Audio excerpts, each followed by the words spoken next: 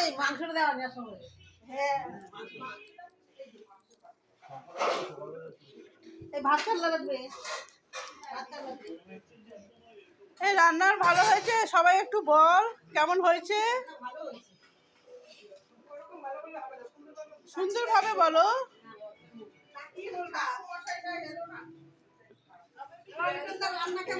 ও লিটন দা, রান্নাটা কেমন হয়েছে?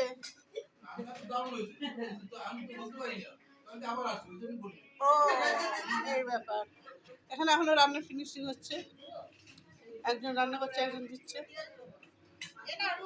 তোমাদের বাড়িতে কি রান্না হচ্ছে আজকে? কি হচ্ছে গো পার্টি? আজকে পিকনিক। ও পিকনিক, আচ্ছা।